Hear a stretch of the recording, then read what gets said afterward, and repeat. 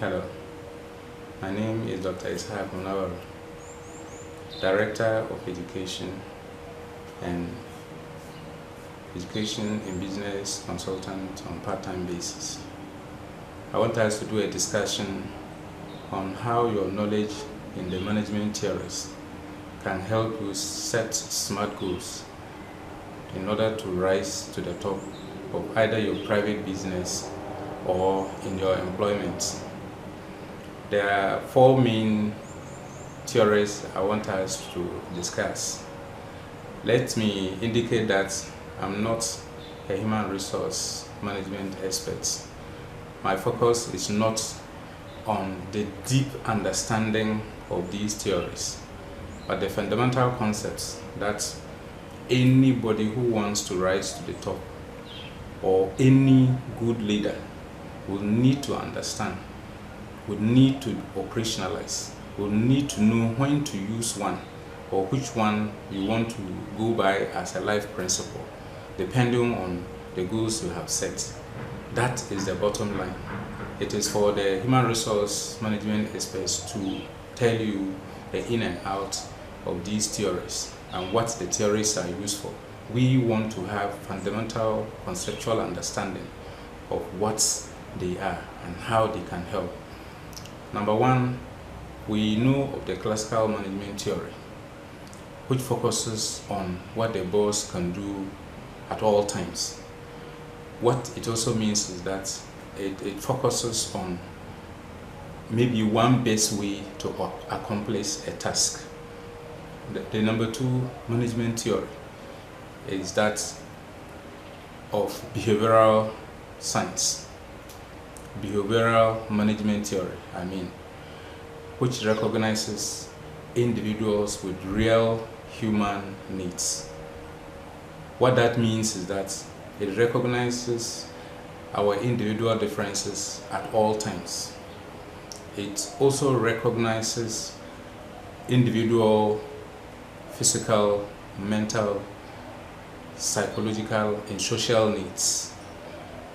That also means that such a management theory doesn't only focus on either one person or even the achievement of only a task. In fact, recognizes individual differences. That is key, because we are all different people. You can have identical twins. They are different in varied ways. The second significant thing about the behavioral management theory is that it focuses on our real needs.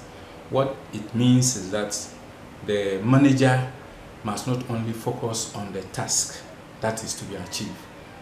If a manager must also consider our real needs, what it means, such a leader or manager will be able to build trusts with the workforce in order to motivate them to come out with their best.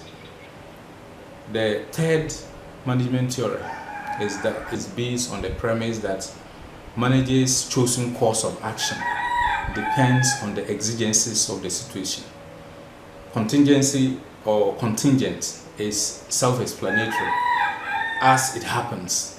So you will find that even in taking leadership styles, which we discussed in our last presentation, we're talking about whether it's autocratic, dictatorial, democratic, whatever, or laissez-faire. It depends on the situation. You cannot have 100% democratic leader. You cannot have, not Hitler, not Lenin. Nobody can be 100% dictator. Nobody. And so whatever style you want to use, whatever leadership principle you want to use, whatever management theory you want to use, whatever action you want to take, it may depend on the situation. I'm saying this on general basis. There is a contingency theory that the manager actually works on the basis of what happened at a point in time, the exigency of the situation.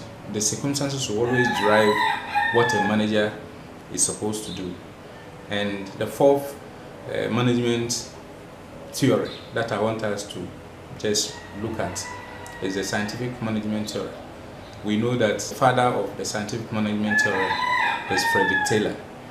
We run over these things so that if you are not a management expert, you are not a human resource manager or a resource management expert, you could still have the basics for your interviews. You could also apply them if you want.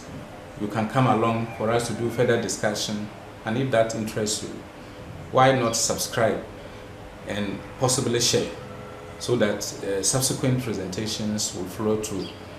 On the fourth management theory, we know that he also developed a number of principles, Frederick Taylor, in order to take care of the scientific management theory. And one of them is for individuals to develop through scientific management principles or scientific management method.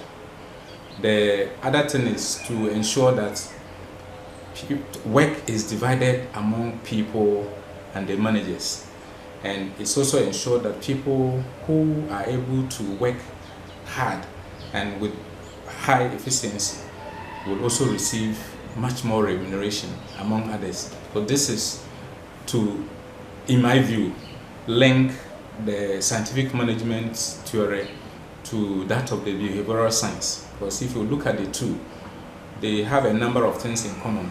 Even as there was not a direct principle developed under behavioral management theory, you will find that if you are to focus on the needs of the individuals, that will also, and recognize the individual differences, it will also mean that well, if I'm different from you in a number of ways, there are benefits and there are consequences for those differences. When you come to the scientific management theory, you develop scientifically, and work is also divided among the people and the workforce, and then people who exhibit high quality and in the execution of tasks are remuneration that is in tandem with the output that they give. And so clearly it means that Frederick Taylor thought about a number of other theories before coming out with his scientific approach to management.